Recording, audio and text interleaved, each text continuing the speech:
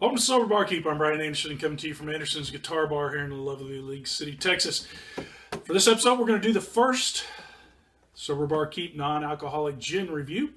Did this with whiskey a while back. It was a popular episode. People like it. We'll do the same thing here. So we're going to take a look. We've reviewed all three of these gins on the program. And now we're just going to kind of do a comparison across the three of them. Not for which one's better, because there's really no such thing. Each one of these offers something different. I want to kind of go through that, explain what they offer, and help you maybe decide which one you want to try, or try them all three. I did. Enjoyed all three of them. But each one of them has a little bit different flavor profile to it.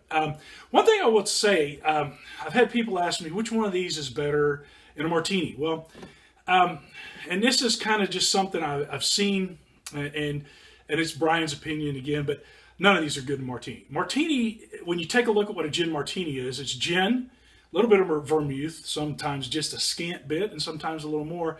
So two liquors, shaken or stirred over ice, and then poured into a martini glass. So it's all alcohol with just a little bit watered down.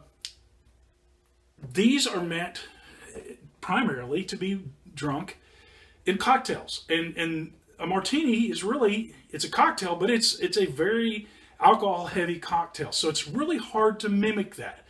I think all three of these shine very well in cocktails, but not in martinis. That being said, you want to go for it with a martini, go for it, And if you like it, fantastic. Make comments, tell me what you think. But to me, these work better in other classic cocktails, mocktails, than they do in martinis. So get that out of the way. The second thing, gin really comes in a couple of different flavor profiles, and then kind of crosses in between those profiles.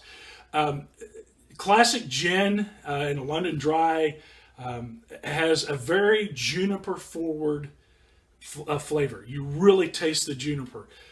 Some of it very, very strong, some of it more subtle. All gins really are, you should pick up some juniper there, but some of it's weighed very heavily on the juniper side. Some gins are very citrusy. So you have more of the citrus forward with kind of a back feel of the juniper. Kind of a history of gin, and the juniper was used in it. Gin was very popular in Prohibition because juniper is such a strong flavor, both aromatically and taste-wise, that when you made some really nasty hooch, you could throw the juniper berries in there and try to hide some of the nasty flavor of the gasoline they were passing off as alcohol back in Prohibition. So it became very popular. That's when cocktails became very popular in Prohibition, because they were trying to mix anything they could with the really nasty products that they were creating in the home. They would get some, when they get really good stuff and mix in cocktails and make it good as well. Okay, so kind of a history of things. So let's get to these. These are the three that I've tried. I've tried the Monday Gin, I've tried the Liars Dry London, and the Free Spirits Spirited Gin. All three of them are very different. And I've kind of lined them up from very juniper heavy. This is a very classic, a lot of juniper, a lot of that dry, and not really bitter. It's juniper. It's that particular flavor that's very unique. When you smell it, you know what it is. This has got it very heavy on that end of the scale. Works very well in classic drinks that you would want to have that shine in. Tom Collins works well with it. Actually, Tom Collins works well across all of these, because you get a slightly different Tom Collins if you use the three of these, because of the different levels of juniper that are in them. This one here is really good also as a gin and tonic, because it's got that classic gin and tonic taste to it. So a fantastic product. One of the early ones that I reviewed, and I stand by it. I think it's just a great product. The Liars Dry London is kind of a middle ground. You got the juniper forward. I would say that it is juniper forward more than citrus, but it's very balanced. You got a nice citrus feel as well to it. This works incredibly well in a Tom Collins. I think that's what I used in the episode that we had. But also it works well in a gin and tonic. And you can use it in others, like a Negroni, things like that as well. To me, when you're doing the Negroni, the real juniper forward stuff kind of messes with the flavor a little bit in my mind, and I would prefer something on this end for a Negroni.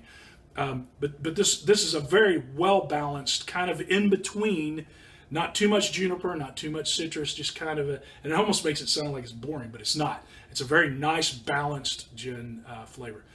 This is my favorite because I like the more citrus end of the gin.